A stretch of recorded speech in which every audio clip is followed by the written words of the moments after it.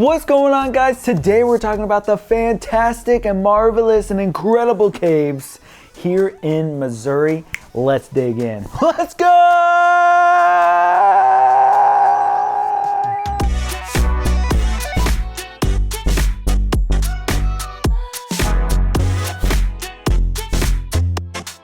What's going on, guys? My name is Jesse Weiser and I'm a real estate broker here in Springfield, Missouri, and there are a lot of people reaching out to me and I love it. I love hearing people find me from YouTube, reaching on out, and if you want to look at houses at all in the Springfield area, check out wiserlivingrealty.com. Go on in there, look for anything. If you have any questions, literally do not hesitate. I say this every video. Don't hesitate to reach out. Text us, call us, email us. All our information is down in the description below. I want to hear from you. That was my spiel. Let's get into the caves because it's really my favorite part of Missouri. Literally, Missouri is named the cave state because there's so many dang caves. How many caves are there, Faith? 7,500 caves in Missouri registered. Obviously, the first cave right out of the bat is my favorite because it's so fantastic. It's called Fantastic Caverns. I actually grew up literally 3/4 of a mile from Fantastic Caverns. So what's crazy about Fantastic Caverns is it was discovered by a dog. Yeah, I've taken that tour so many times and that's how they describe it. Then 5 years later in 1867, 12 women, I'm pretty sure they were college students, went in and actually discovered all of it. So they took the lamps in, and right in the atrium, so the biggest area where like the ball knobber started, they signed their names and it's still there till this day. Their names are still sketched in the side of the wall in Fantastic Caverns. So for a short time, Fantastic Caverns in the 1920s was a speakeasy. Now, how cool would it be to go in a cave and have a speakeasy? Huh? So this is the only drive-through cave in all of America. And that should literally sell you right there because who wants to walk through a cave? Why not drive through a cave? My favorite part is when they turn off all the lights in the entire cave. They light a candle with like this little bitty thing that like shoots the light out one way. And that's how Fantastic Caverns was first explored. And they point the light. And then out of nowhere, they're like, and this is how 2023 explore, and they turn on all the fancy lights, changes all the colors, and you're like, whoa! And all the kids are like, ah! You know, it's literally one of the best explorations out there.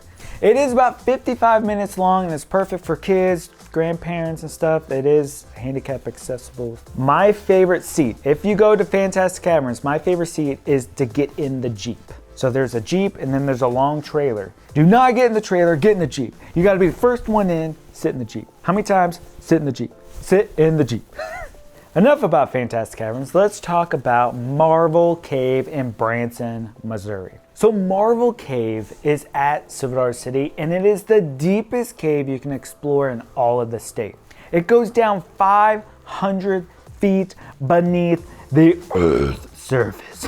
I don't know why I did it. I'm trying to say Earth. So tours of Marvel Cave begin 300 feet beneath the surface of the Cathedral Room, one of the largest cave entrances on the continent. The room measures 204 feet high, 225 feet wide, and 411 feet long, and the views are breathtaking. The room is so large that hot air balloons have been flown into the cathedral. The hour-long tour of the cave includes many geological fascinating formations. The Liberty Bell, for example, is a 55-foot stalagmite that features a crack in its side, hence the name. This is one you can go underneath it and get kind of scared, but it is completely fascinating to see. The next one is Bridal Cave in Camdenton, Missouri. Now this one is supposed to be the romantic cave. Let me tell you why. Over 3,000 couples have tied the knot in this cave. So it is a venue, obviously, if you want to get married there. And I want to know down in the comments, do you picture yourself getting married in a cave? It's okay if not, you know. Can't imagine. You're like, I do. Then a swarm of bats just instead of doves, you know, bats just flying. That's funny. The old legend, let me just tell you. The Osage son of the chief of the Big Hills was in love with Wasana, the daughter of a chief of the Little Hills. So we got Little Hills and the Big Hills. It was one of those where she didn't love him back. In a desperate effort, Conwy captured Wasana and brought the two to the present-day Bridal Cave. Wasana escaped the cave, and rather than marry someone she did not love, she jumped to her death at a nearby 300-foot cliff overlooking the Niangua River. Today, locals still refer to the place as Lover's Leap. What's funny is she never even loved him, so I don't know why they called it the Lover's Leap. So ceremonies still take place till this day under the gorgeous stalactite, beautiful, I mean, just look at them. They're just amazing. So thankfully, you don't just get married there. You can take a tour and you can actually take a group there and do some mining. How cool is that? What I'm saying is you don't have to go and get married. So the next one is the Mark Twain Cave, and it is literally one of the oldest caves that you can tour, and it dates back to the 1880s. So this cave was named after Missouri's literary hero, Mark Twain. Mark Twain wrote about the original show cave more than 5 times, so you might call this the most literary cave in the state. So the first documented record of Mark Twain Cave was in 1820 when Bill Sims was hunting on a cold winter's day, and he and his brother followed what they thought were panther tracks to the cave opening. Since that day, the cave has gone by many names: Sims Cave, Panther Cave, Saltpeter Cave, McDowell Cave, until the name Mark Twain Cave was settled upon after the 1880 publication of the iconic novel The Adventures of Tom Sawyer. A young Samuel Clemens, which aka is Mark Twain, just want to let you know if you didn't know that.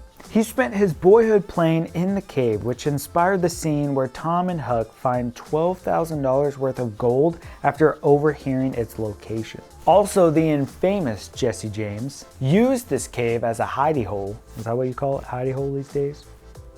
Oh, a hideout. He used the cave as a hideout in 1879 after a robbery happened at Bank Saverton. In 1886, the cave opened as a tourist attraction, making it the oldest show cave in the state. They also have a campground, restaurant, winery, gift shop, truck tour, and a live Mark Twain show. They also have another cave nearby called the Cameron Cave that you can tour by flashlight if you really want to see 2 caves in one day. The next one on the list is Meramec Cave. This is literally one of the most visited caves in the whole state. So when people think of Missouri tourism, they think of Meramec Cave, like it's one of the same. The cave was first explored in 1722 by a French miner. During the Civil War, the Union Army used the cave as a saltpeter mine until Confederate guerrillas destroyed the operation. Supposedly, Jesse James was one of those guerrillas, and he returned to the cave with his brother Frank in the 1870s to use it as a hideout. Another cave that Jesse James, for some reason, hides out. He just hid in caves. Maybe that's why he really liked Missouri, because there was caves everywhere that people can hide. Not anymore in 2023. No bank robbers hiding anywhere. After that, locals used the cave to throw parties to escape the summer heat, because if you're in a cave, it's literally 59 degrees no matter what time of the year. So if it's 0 degrees outside, 59. If it's 100 degrees outside, yeah, 59 degrees all year long. Lester Dill, which is a marketing genius, created a campaign with paintings all over like barns and stuff. I never even knew this, and that's why I see Meramec Caves all over barns, like driving down highways. You look over and it says Meramec Cave painting on the side of a barn. But I guess he would give like season passes to the people that they could paint on their barns. Dill began attracting Hollywood, and a few blockbuster films have shot scenes there, including 1972's Tom Sawyer and 1998's Deep Impact. That's cool. More than 150,000 people travel annually to this cave. They do have a gift shop, a candy store, restaurant, and you can pan for gold. There's zip lining, a climbing wall, and a wax museum. So this next cave, I have no idea how to pronounce, so I'm gonna need some help. What is it? Onondaga. Onondaga Cave. It's in Leesburg, Missouri. I hope I don't have to repeat the name anymore. The name Onondaga. The name Onondaga roughly translates to people of the hills. Known as the world's fair cave. Do you guys remember us talking about that in the Weird Facts of Missouri video? I mean, if you haven't, check it on out here. Right up there. Anyway, leading up to the 1904 World's Fair in St. Louis, the mining company was formed. The plan was to mine the cave's onyx to use when constructing buildings for the World's Fair. The mining venture failed, however, due to a lack of funds and mining expertise. Guess people didn't know how to mine Onondaga over there. It will forever be linked to the World's Fair in Missouri though. Each year, visitors from all over come to see the cave's abundance of quality cave formations. Park naturalists give tours from April to September according to their site. So this is a state park, so that means there's a lot of hiking, fishing, camping, biking, boating, and picnicking. So a lot of things can happen there. Well guys, I want to know which cave you want to see first, and if you have any pictures, I would love to see them of you guys exploring these caves. I'm a big cave person. I love caves, especially fantastic caverns. Anyways, we have a lot of videos over here to check out. We have a lot of videos coming up. We have a plethora of good titles and great things coming your way. Anyways, watch for deer. I mean, nobody's fallen in it to this day, I think.